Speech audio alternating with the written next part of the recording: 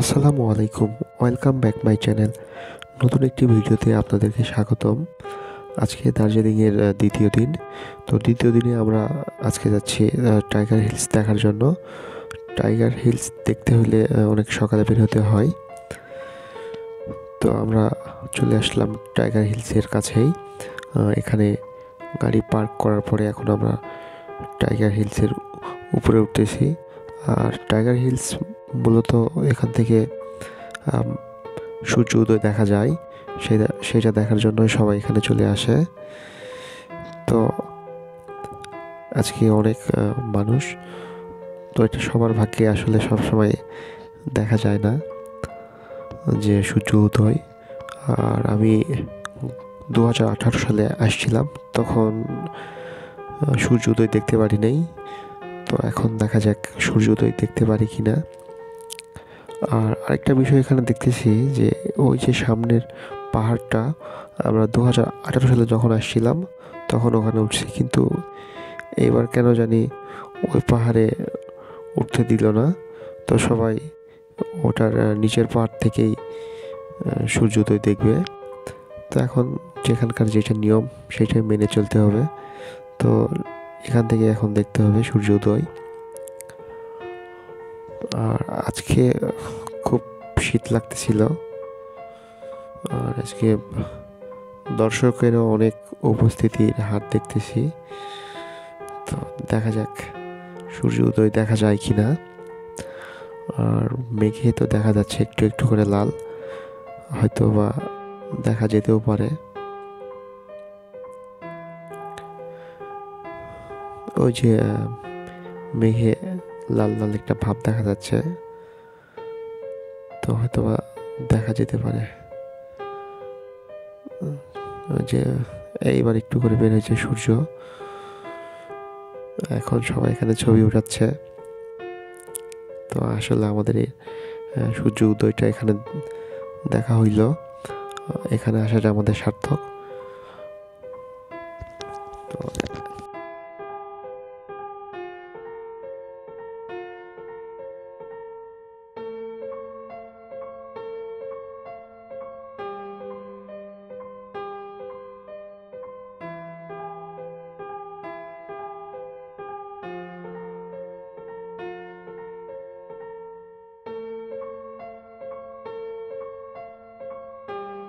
Tiger hills এখানে দেখা হয়ে গেছে আমাদের। এখন আমরা ঘুম মোনাস্ট্রিতে দেখতে যাব। আর এখনও দেখা যাচ্ছে অনেকে টাইগার হিলস দেখার জন্য আসছে। তো চলুন আমরা এখন ঘুম মোনাস্ট্রির দিকে চলে যাই। আমরা চলে আসছি ঘুম মোনাস্ট্রিতে, কিন্তু সকালবেলা এখনও এখানের দরজা খোলা হয়নি। তো আমরা এখান থেকে আবার চলে গেলাম বাতাসিয়া লুপ। এটা হচ্ছে সেই বাতাসিয়া লুপ। এখানে উপরে যে কাউন্টার দেখতেছেন, এখানে টিকিট কাটতে হবে। এখান থেকে টিকিট কেটে ভিতরে প্রবেশ করতে হবে। তো চলুন এখানে টিকিট কেটে আমরা বাতাসিয়া লুপের ভিতরে প্রবেশ করি। আমরা চলে আসলাম বাতাসিয়া লুপের উপরে। তো এটা খুবই সুন্দর জায়গা, এখানকার চারপাশটার ভিউ পয়েন্টটা খুবই সুন্দর, এটা না দেখলে আপনারা বুঝতে পারবেন না। আর এখানে ওই যে টয় ট্রেন যেটা আছে সেটা এখানে এসে দাঁড়ায়, কয়লা ইঞ্জিনের ট্রেন। আর এখানে ওই যে আই লাভ দার্জিলিং আছে, সবাই সেখানে ছবি উঠায়। তো আমরা স্মৃতি করে রাখার জন্য আমরা কয়েকটা ছবি উঠালাম এখানে। তো চলুন আমরা একটু চারপাশটা ঘুরে দেখি। আর এই দার্জিলিং শহরটা খুব পরিষ্কার, যেখানে সেখানে আসলে ময়লা ফেলা খুব কম দেখা যায়। আর এখানে যারা যেখানে সেখানে ময়লা ফেলায়, এই যদি কোনো ট্যুরিস্ট পুলিশ দেখে, দেখবেন যে আপনার কাছ থেকে 200 টাকা ফাইন করছে। তো চলুন এর উপরে আমরা উঠি। আর এইটার উপরে দেখলাম যে নেপালিদের যে ড্রেসগুলো আছে সেই ড্রেসগুলো অনেকে এখানে পরতেছে। তো আমরা আসলে একটু পরে দেখলাম, এখানে আসলাম। আর এখানে ইচ্ছা করলে আপনারা শীতের কাপড় চোপড়ও কিনতে পারেন, খুব রিজনেবল আছে। তো এখান থেকে এখন আমরা চলে যাব হচ্ছে রক গার্ডেনে। আর এদিককার রাস্তাগুলো একটু একটু খারাপ। এর আগের বার যখন আসছিলাম তখন রাস্তাগুলো খুব ঠিকঠাক ছিল, হয়তো বা এখনও রিপেয়ারিং হয় নাই। যাই হোক, পাহাড়ি রাস্তাগুলো খুব ভালো লাগে, খুব আঁকা বাঁকা রাস্তা এবং দুই পাশের ভিউ পয়েন্টটা খুবই সুন্দর লাগে। এটা আসলে বলে বোঝানো যাবে না, খুব অস্থির একটা রাস্তা। তো চলুন রক গার্ডেনের দিকে এগোতে থাকি।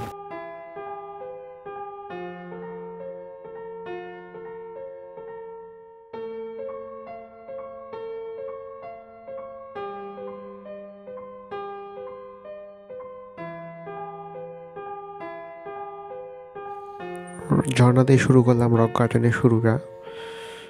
রক গার্ডেনটা অনেক সুন্দর। এটা হচ্ছে মূলত পাথরের পাহাড়। তো পাথরও আছে, মাটিরও আছে, তবে বেশি আপনার পাথরের তৈরি, এজন্য এটাকে আসলে রক গার্ডেন বলা হয়। আর এই রক গার্ডেনে প্রবেশ করতে হলে টিকিট নিতে হবে, টিকিট নিয়ে প্রবেশ করতে হবে। আর রক গার্ডেনের পাশে এখানে দেখার জন্য কোনো টিকিটের প্রয়োজন হয় না। আর ওখানে একটি আপনার ওয়াশরুম আছে, চাইলে আপনারা ইউজ করতে পারেন। তো আমরা টিকিট কেটে রক গার্ডেনের উপরে উঠছি। তো খুব একটা বেশি উঁচুতে এবার রক গার্ডেনের ওঠা হয়নি। রক গার্ডেন থেকে অনেক সুন্দর। আর উপরে উপরে পার্কের মতো খুব ভালো লাগবে। আর এর চারপাশটা অনেক সুন্দর। তো আপনারা সিনগুলো উপভোগ করতে থাকুন।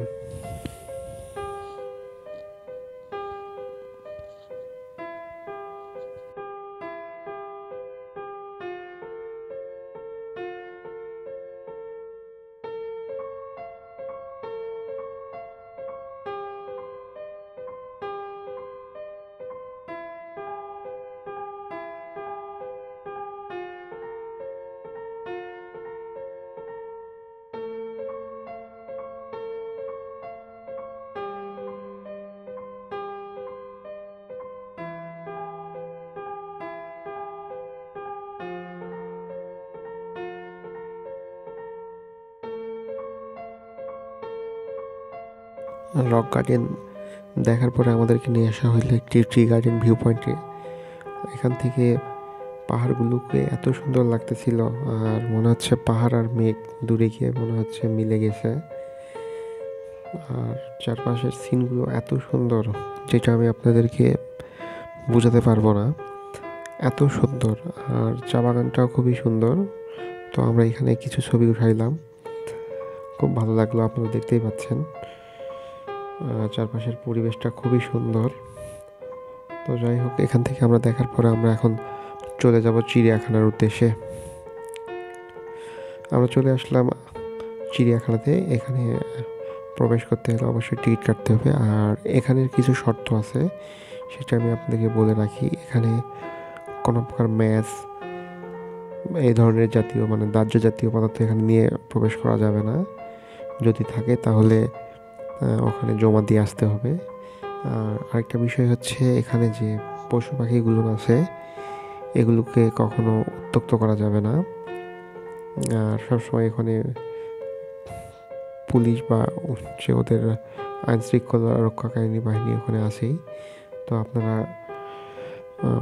প্রাণীগুলোকে উত্ত্যক্ত করবেন না, শুধু এনজয় করতে থাকুন।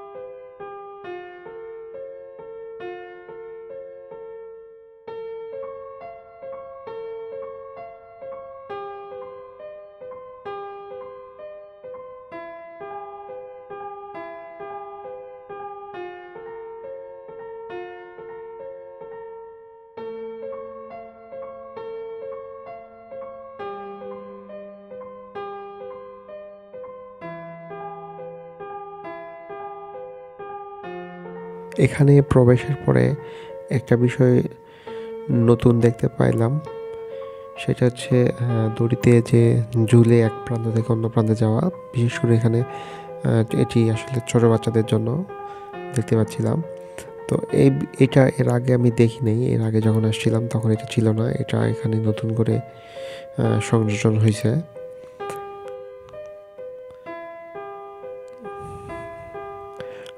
আর এখানে তাছাড়া এখানে আগে যা আছে তা আগের মতোই আছে। আর এই যে মনুমেন্টটা, এটা নতুন করা হয়েছে, এটা এর আগে ছিল না।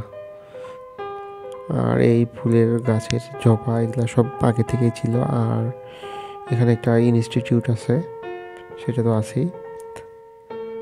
তো মোটামুটি আমাদের এখানে দেখা হয়ে গেছে। তো এখন আমরা চিড়িয়াখানা থেকে চলে যাব।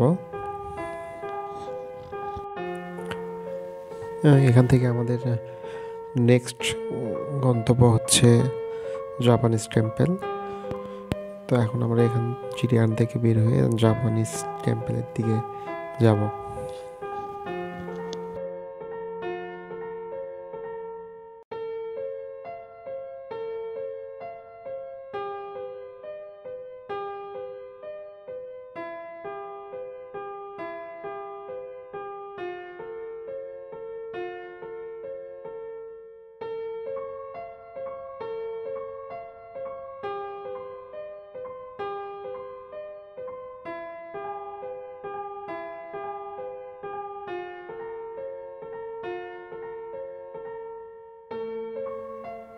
এবার আমরা পাহাড়ি আঁকাবাঁকা পথ ধরে জাপানিজ টেম্পলের দিকে চলে যাচ্ছি।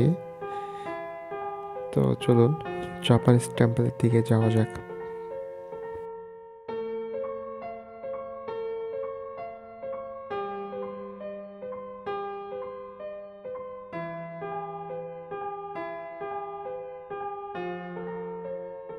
আমরা চলে আসলাম জাপানিজ টেম্পলে। এটা অনেক সুন্দর একটি জায়গা দার্জিলিংয়ের। আর এই টেম্পলের এখানে একটি জাদুঘর আছে এইটাতে। তো এটাতে আপনারা চাইলে প্রবেশ করতে পারেন। আর আমরা এখানে প্রবেশ করিনি, আমরা এখন টেম্পলটার কাছে যাব। আর দেখতেই পাচ্ছেন এখানে অনেক টুরিস্ট আছে। এটিও অনেক সুন্দর জায়গা, দেখতে তো পাচ্ছেন সাইডের সিনারিগুলো খুবই সুন্দর। তো চলুন টেম্পলটার উপরের দিকে যাওয়া যাক।